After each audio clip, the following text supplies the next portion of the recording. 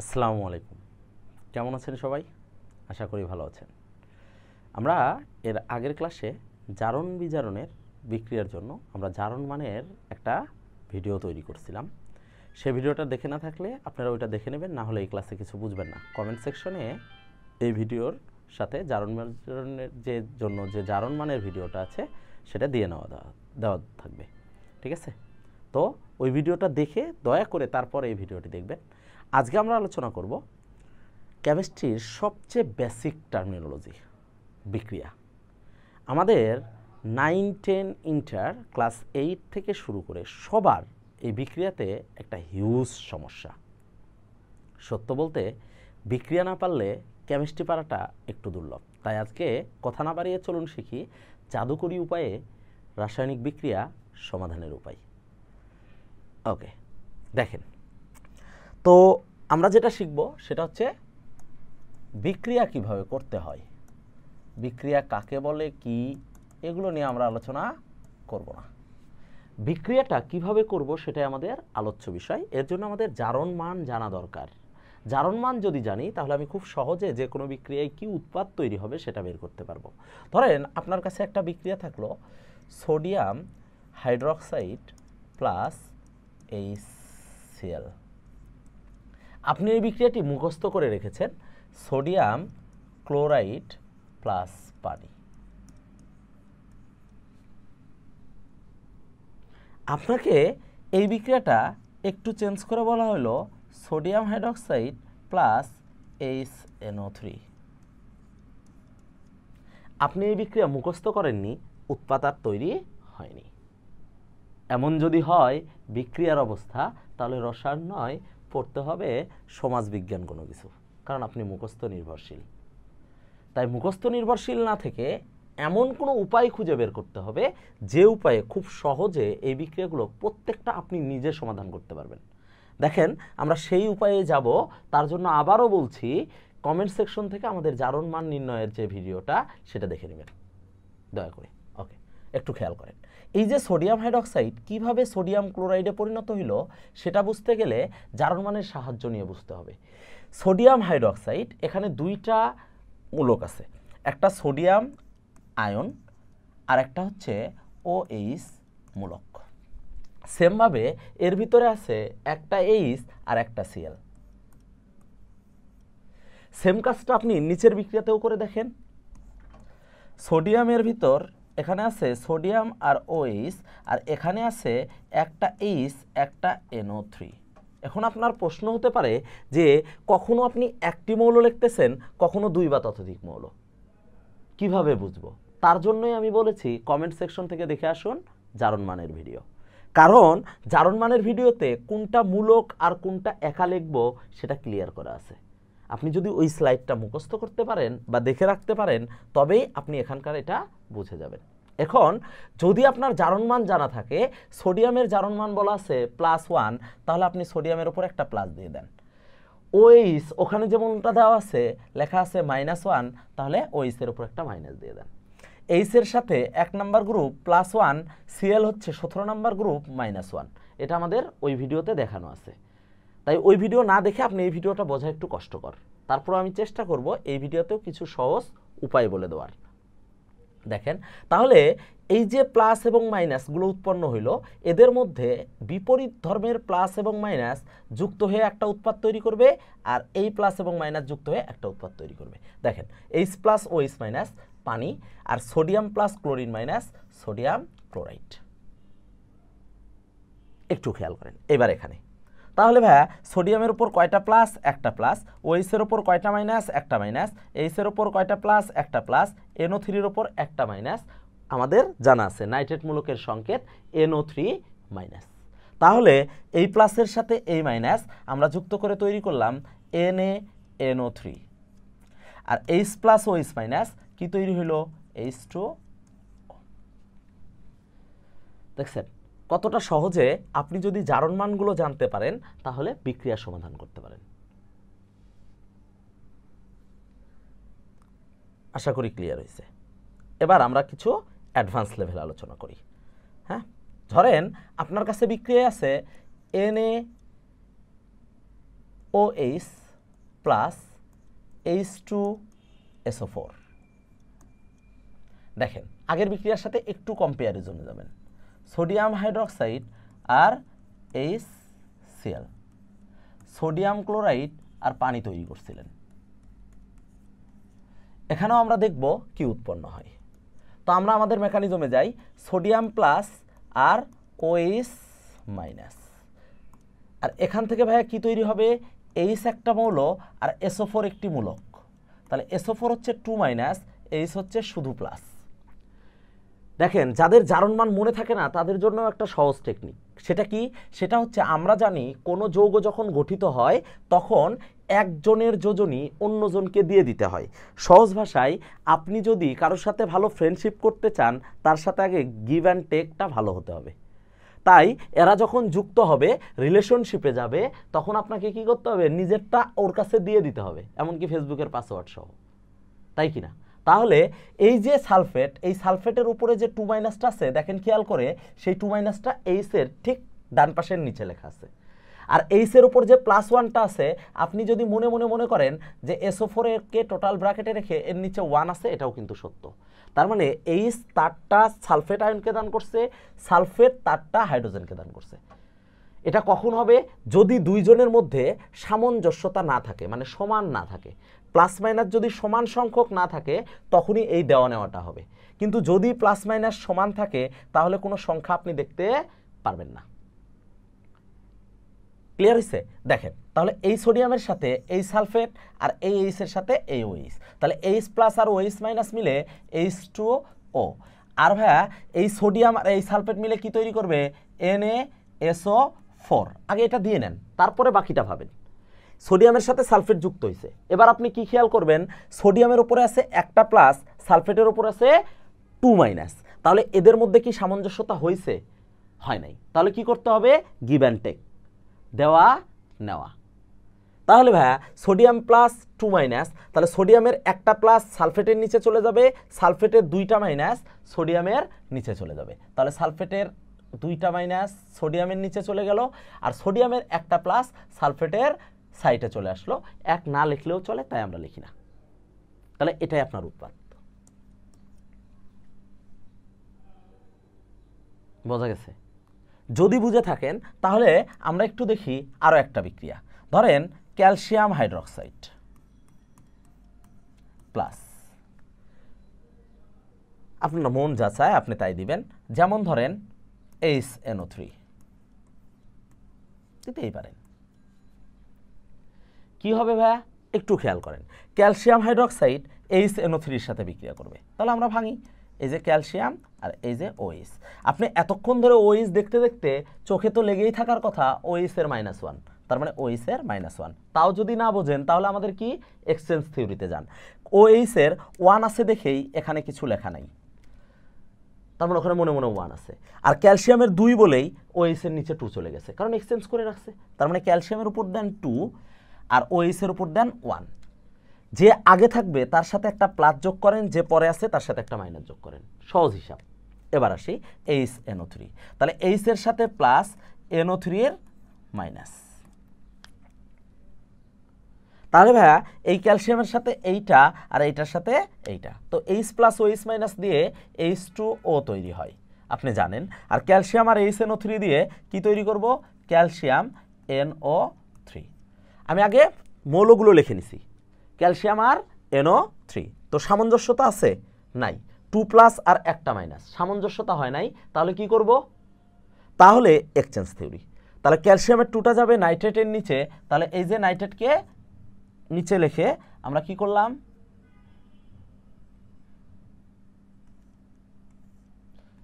নাইট্রেটের নিচে, আর নাইট্রেটের 1টা যাবে ক্যালসিয়ামের নিচে, না দিলেও চলে, তাই দেব না, কারণ 1 একটা মনে ধরে নেওয়া সংখ্যা। তাহলে এটাই হচ্ছে আমাদের বিক্রিয়া।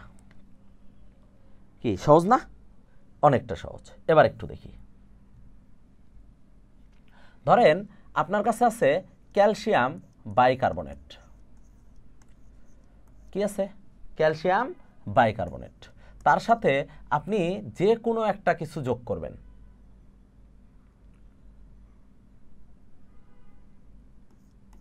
ধরেন HCl, অথবা আপনার কাছে আছে ক্যালসিয়াম কার্বনেট, তার সাথে আপনি যোগ করবেন H2SO4।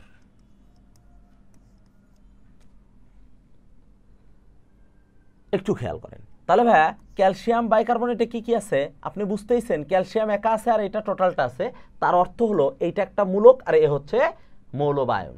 তাহলে ক্যালসিয়ামটা দিয়ে নেন আর বাইকার্বনেটটাও দিয়ে নেন, এটার নাম বাইকার্বনেট, তাহলে বাইকার্বনেট দিয়ে নিলেন।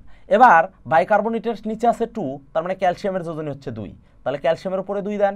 আর বাইকার্বনেটের 1, কারণ ক্যালসিয়ামের নিচে মনে মনে 1 আছে এক্সচেঞ্জ থিওরি অনুসারে, তাহলে ক্যালসিয়ামের বাইকার্বনেটের উপর 1 দিয়ে নেন। এবার যে আগে আছে তার সাথে কি দেন প্লাস, আর যে পরে আছে তার সাথে কি দেন মাইনাস। এখানেও আসেন HCl, এইচের উপর প্লাস, এটা তো আপনার এতক্ষণে মুখস্থ হয়ে যাওয়ার কথা।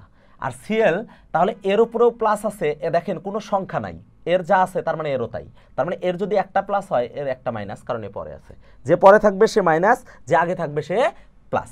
তাহলে এইটার সাথে এইটা বিক্রিয়া করে কি হবে ক্যালসিয়াম আর ক্লোরিন, আর এইটার সাথে এইটা বিক্রিয়া করে কি হবে আপনি একটু খেয়াল করেন, H একটা ছিল আরও একটা যে যুক্ত হইল, তাহলে H হইল 2টা আর CO3, তার মানে H2CO3। এখন কথা হলো ক্যালসিয়াম আর ক্লোরিন যে যুক্ত হয়েছে তাদের মধ্যে কি সামঞ্জস্যতা আছে? আসে নাই, একজনের 2 একজনের 1, তাহলে কি করব এক্সচেঞ্জ থিওরি। এক্সচেঞ্জ থিওরিতে 2টা চলে যাবে ক্লোরিনের নিচে, ক্লোরিনের 1টা চলে যাবে ক্যালসিয়ামের নিচে, 1 না লিখলেও চলে তাই লিখবো না, এটাই উৎপাদ। এখন আপনি যদি বুঝতে চান আরও কিছু, তাহলে একটু ভেবে দেখেন, এই যে হাইড্রোজেন পানি মানে কার্বনিক অ্যাসিডটা তৈরি হয়েছে, এই কার্বনিক অ্যাসিডটা একটি অস্থায়ী দুর্বল অ্যাসিড, একটি অস্থায়ী দুর্বল অ্যাসিড, একটি অস্থায়ী দুর্বল অ্যাসিড, তাই এটাকে ভাঙলে সর্বদা স্থায়ী রূপ পানি প্লাস কার্বন ডাইঅক্সাইড পাওয়া যায়। কি পাওয়া যায়? পানি প্লাস কার্বন ডাইঅক্সাইড। তাই আপনি এই উৎপাদ না লিখে এর সাথে কার্বন ডাইঅক্সাইড প্লাস পানি অ্যাড করে লিখতে পারেন, তার মানে এটা যেখানেই তৈরি হবে আপনি সেখানেই কার্বন ডাইঅক্সাইড প্লাস পানি লিখে দেবেন। এখন এই যে H2CO3 থেকে কিভাবে কার্বন ডাইঅক্সাইড আর পানি হইলো, আপনি যদি এটা জানতে চান সেটাও বের করা সম্ভব। দেখেন একটু আগে আপনি এই যে কোনটা কোনটা যুক্ত করে H2CO3 তৈরি করছেন, সেটা যদি আপনি আরেকবার লেখেন HCO3 মাইনাস, তাহলে ভাইয়া এখানে আবার কি আছে, একটা H প্লাস আর একটা হচ্ছে CO3 2 মাইনাস, কারণ এটা কার্বনেট আয়ন থেকে তৈরি হয়েছে। আপনি যদি আমাদের জারণ মানে ভিডিও দেখেন তাহলে এটা পেয়ে যাবেন, তাই কমেন্ট সেকশন থেকে এটা মাস্ট দেখে নেবেন।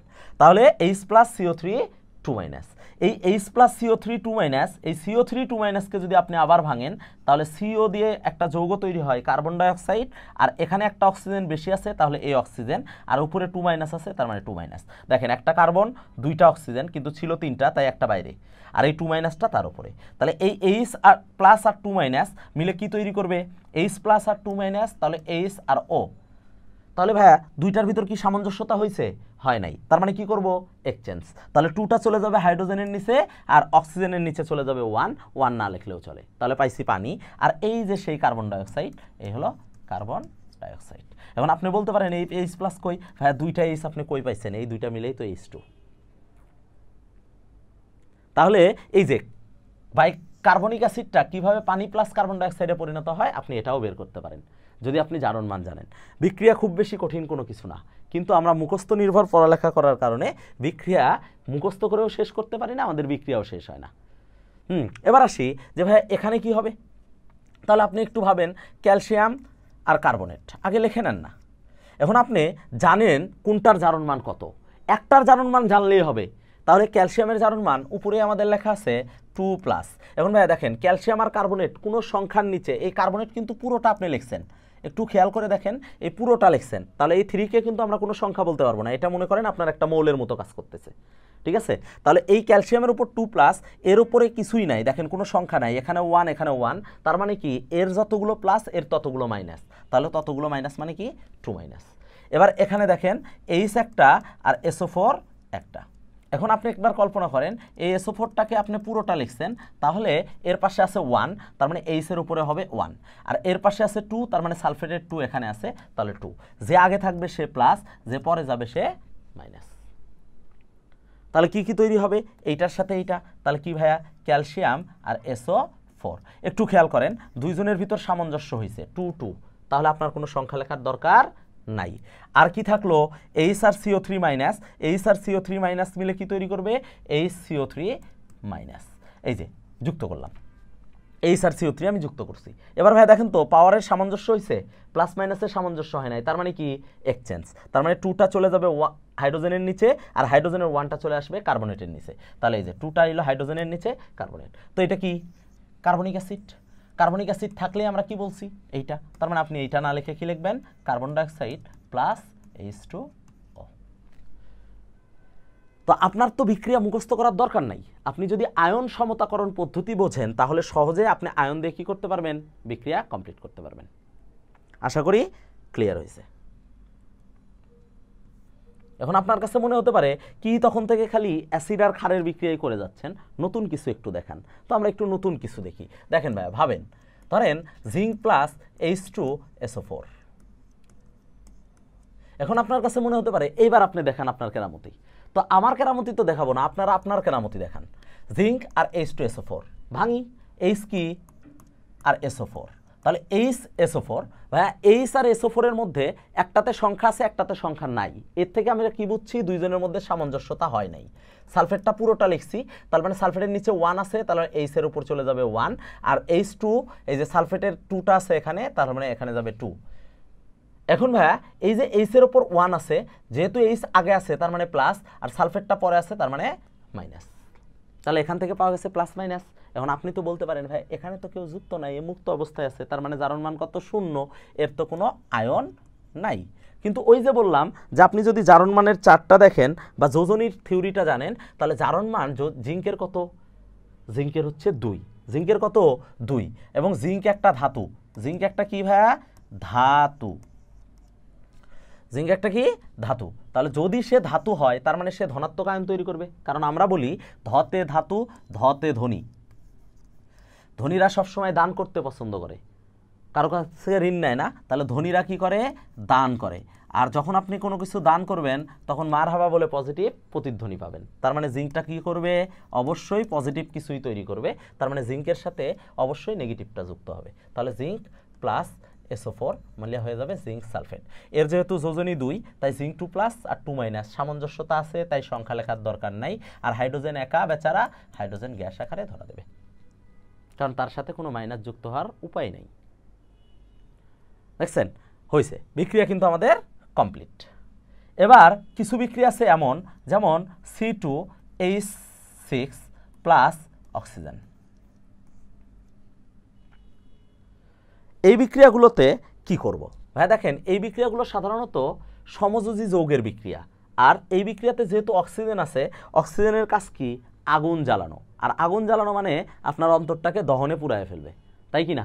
তার মানে যেহেতু অক্সিজেন আছে তার মানে দহন বা পুরানোর বিক্রিয়া, তার মানে এটাই হচ্ছে দহন বিক্রিয়া। দহন বিক্রিয়াগুলোর ক্ষেত্রে মনে রাখবেন এই অক্সিজেনটা এখানে যারা আছে সবার সাথে যুক্ত হবে, সবার সাথে কি করবে যুক্ত হবে। তাহলে কার্বনের সাথে যদি অক্সিজেন যুক্ত হয় তাহলে কার্বন আর অক্সিজেন, আর হাইড্রোজেনের সাথে যদি অক্সিজেন যুক্ত হয় হাইড্রোজেন আর অক্সিজেন। এখন ভাইয়া আপনি আগে থেকে জানেন হাইড্রোজেনের জারণ মান +1, অক্সিজেনের জারণ মান 2-, ওই যে জারণ মানের সেই ক্লাস। তাহলে অক্সিজেনের যদি +1 হয় আর হাইড্রোজেনের যদি +1 হয় আর অক্সিজেনের যদি 2- হয়, তাহলে ভাইয়া বলেন তো এই 2 আর +1 সামঞ্জস্যতা হয়েছে হয় নাই, তার মানে এক্সচেঞ্জ করেন, এই 2টা এখানে 1টা ওখানে। এখন কার্বনের অক্সিজেনের যদি 2- হয় তাহলে অক্সিজেনের 2টা যাবে কার্বনের কাছে, আর কার্বনের কত ভাইয়া কার্বনের ইলেকট্রন বিন্যাসটা করেন একটু বোঝার জন্য, কার্বনের ইলেকট্রন বিন্যাসটা করেন। কার্বনের ইলেকট্রন বিন্যাস কি 1s2 2s2 2p2। ইলেকট্রন বিন্যাস তো পারবেন, 9-10 উঠলে আপাতত ইলেকট্রন বিন্যাসটা পারা উচিত। তাহলে এই হলো আমাদের 1s2 2s2 2p2।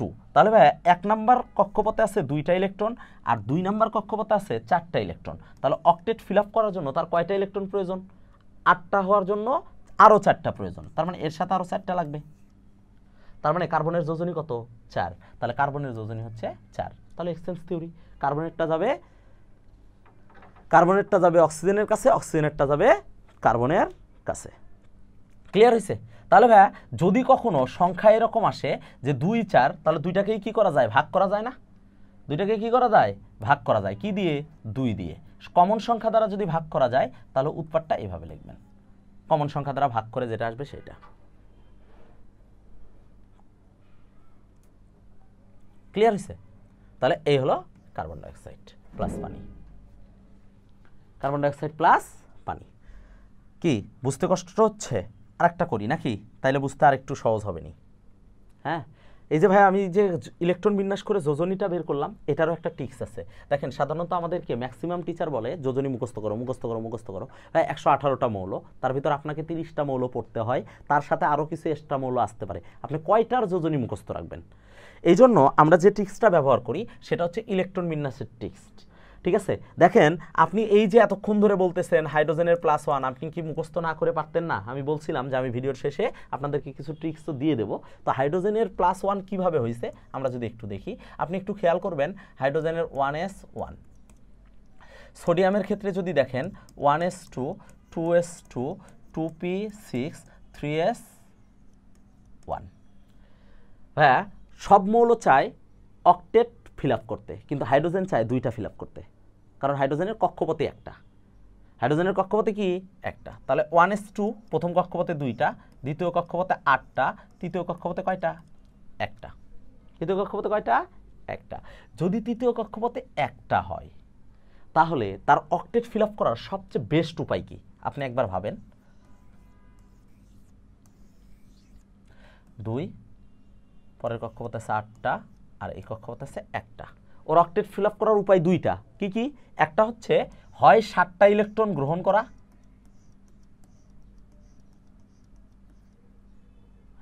7টা ইলেকট্রন গ্রহণ করা, কয়টা হয়েছে, 8টা এস, হয় 7টা ইলেকট্রন গ্রহণ করা, না হলে এই একটা ইলেকট্রনকে বের করে দেওয়া। কোনটা সহজ? 7টা ইলেকট্রন গ্রহণ করতে গেলে 7 জনের কাছে হাত পাততে হবে, এ তো ভিক্ষা চাওয়ার সমান। ওর চেয়ে কী করা উচিত, একটা ইলেকট্রন নিজের আছে, যেখানে খুশি সেখানে দান করব, সহজ হিসাব। তাহলে একটা ইলেকট্রন দান করা সহজ, বড়লোক মানুষ। আমরা বলি যাদের সর্বশেষ কক্ষপথে 1 থেকে 3টি ইলেকট্রন আছে, এভাবে ইলেকট্রন বিন্যাস করে দেখবেন যে কয়টা ইলেকট্রন আছে। 1 থেকে যদি 3টি ইলেকট্রন থাকে তাহলে তারা হচ্ছে ধাতু। তারা কি ধাতু। আর এই কথাটা শুনলেই ধনীদের কথা মনে পড়ে। অর্থাৎ ধাতুরা সবসময় ধনী, এরা সবসময় দান করবে, যত দান তত নেকি। তাই যত দান করবে ততগুলো পজিটিভ ওয়ার্ক তার সাথে যুক্ত হবে। তাহলে সোডিয়াম একটা দান করলে সোডিয়ামের একটা প্লাস, ম্যাগনেসিয়াম 2টা দান করবে দেখবেন, কারণ তার সর্ববহিস্থ স্তরে 2টা আছে, এই জন্য 2টা প্লাস। তাহলে এতক্ষণ যেটা বলছি মুখস্থ করবেন সেটা আপনি এখান থেকেও বের করতে পারেন, কিন্তু হ্যাঁ নিয়মিত প্র্যাকটিসের দরকার। কারণ আপনি পরীক্ষার হলে বারবার যদি এগুলো করতে যান সময় ক্ষেপণ হবে। তাই আপনি বারবার যদি প্র্যাকটিস করেন দেখবেন এইগুলো আপনার হাতের মুঠোয় চলে আসবে, তখন আর বারবার লেখার দরকার নাই, এমনি এমনি হয়ে যাবে। হ্যাঁ, তাহলে সেমভাবে আমাকে যদি বলা হয় ক্লোরিনের কি ঘটনা, ক্লোরিনের ইলেকট্রন জানো কয়টা, 17টা। ক্লোরিনের ইলেকট্রন কয়টা, 17টা। ইলেকট্রন বিন্যাস কি, 1s2 2s2 2p6 3s2 3p6, ও নো 3p6 না 3p5, 17টা তো, তাহলে 3p5, 3p কত 5। তাহলে ভাই একটু খেয়াল করেন, প্রথম কক্ষপথে 2টা, তাহলে দেন 2টা। দ্বিতীয় কক্ষপথে কয়টা, 8টা, দেন 8টা। তৃতীয় কক্ষপথে কয়টা, 7টা। এর অক্টেট ফিল আপ করার উপায় কি বলেন তো? 8টা ফিল আপ করতে হবে না? 8টা ফিল আপ করার উপায় কি? হয় একটা গ্রহণ, না হলে 7টা ত্যাগ। আমাদের সমাজ এতটা এখনো ধনী হয় নাই যে আপনার সব কিছু বিসর্জন দিয়ে দেবে, এত কিছু দান করবে। তার মানে কি, ওর সে একটা ভিক্ষা করা ভালো। তার মানে একটা সে গ্রহণ করবে, কারণ এটাই সহজ কাজ, কোনো রাস্তার মোড়ে দাঁড়ালেই পেয়ে যাবে, তাই কি না? তাহলে এই যে এ একটা গ্রহণ করতেছে, যে গ্রহণ করবে সে তো কারো না কারো কাছে ঋণী হয়ে গেল, যার কাছে গ্রহণ করবে তার কাছে ঋণী না? তাহলে যে গ্রহণ করবে সে ঋণী। তাহলে কি, ক্লোরিন গ্রহণ করছে কয়টা, একটা, তার মানে একজনের কাছে ঋণী, আর ঋণী মানে ঋণাত্মক, তাহলে ক্লোরিন হচ্ছে -1। ঠিক আছে, তার মানে এরো যোজনী 1, এরো যোজনী 1, কিন্তু একজন ধনাত্মক জারণমান, একজন ঋণাত্মক জারণমান, কারণ একজন দান করে একজন গ্রহণ করে। এভাবে আপনি জারণমান বের করতে পারবেন, যোজনী বের করতে পারবেন। তো সাধারণত বলা হয় 1 থেকে 3টি থাকলে ধাতু, তার মানে ধনী, আর 3 থেকে সরি 3 না, 3-এর বেশি, তার মানে 4 থেকে, হ্যাঁ 4 থেকে 8টি যদি থাকে, 4 থেকে 8টি ইলেকট্রন থাকলে সেটা কি অধাতু। কি ভাইয়া? অধাতু। 4 থেকে 8টি ইলেকট্রন থাকলেই কি অধাতু। ভাইয়া দেখেন, আপনাকে যদি বলি সম্মান কর তাহলে সালাম দিবেন, যদি বলি অসম্মান কর, সম্মানের সাথে শুধু লাগায় দিছেন, আর কিছু করেন নাই, সালাম দিবেন? পিটাবেন, তাই কি না? সেম কাজ বাসায় যদি বলেন আমি কাজ করতেছি, কোনো প্রবলেম নাই, কিন্তু মারার সময় বলে অকাজ করলি কেন? কাজের সামনে শুধু কি যোগ করছেন? তার মানে এই শব্দটা একটা ভেজালো শব্দ, নাবাচক শব্দ, তার মানে যার সাথে থাকে সেই না। তাহলে ধাতুও যদি ধনী হয়, সামনে দিয়ে দিছেন, তার মানে অধাতু মানে কি? ধনী না, তার মানে এই বেটা কি? গরিব। কোনো কথা নাই, এই বেটাই কি? গরিব। তো গরিব কি দান করবে? ও তো গ্রহণই করবে। এই যে গ্রহণ করছে, ঋণী হয়েছে, ঋণাত্মক। তার মানে 4 থেকে তার বেশি হলে তারা কি করে? গরিবের ভূমিকা পালন করে, তার মানে দান করে, গ্রহণ করে। ঠিক আছে? আর 1 থেকে 3-এর মধ্যে থাকলে সেটা ধাতু হিসাবে কাজ করে, ধনী হিসাবে কাজ করে, তার মানে কি করে? দান করে। ঠিক আছে? আর দান করলে ধনাত্মক ভাইব পাওয়া যায়, এই জন্য সে ধনাত্মক। দেখেন না মাহফিলগুলোতে, আপনি 10 টাকা দান করছেন, আপনার নামই নাই, যে 1000 টাকার একটা নোট দিছে, মারহাবা মারহাবা। তার মানে যত বেশি দান তত বেশি পজিটিভ ওয়ার্ক। এই যে পজিটিভ ওয়ার্ক। ঠিক আছে? তো এই হলো আমাদের কিভাবে আমি কোনো কিছুর জারণমান বা যোজনীটা মনে রাখতে পারি। তবে কিছু ব্যতিক্রমী আছে, পরিবর্তনশীল জারণমান, সেগুলো আমরা ধীরে ধীরে শিখব। ক্লাসে তো সব কিছু সম্ভব না। তাহলে এইটা, তাহলে আপনি এগুলো দিয়ে জারণমান এবং যোজনী বের করতে পারবেন এইভাবে। এখন যোজনী আর জারণমান বের করার পর আপনি কি করতে পারবেন? সেটা বিক্রিয়াতে কাজে লাগাইতে পারবেন। কিভাবে? আমরা একটা বিক্রিয়া দিয়ে শেষ করে দেখাই, একটু খেয়াল করেন।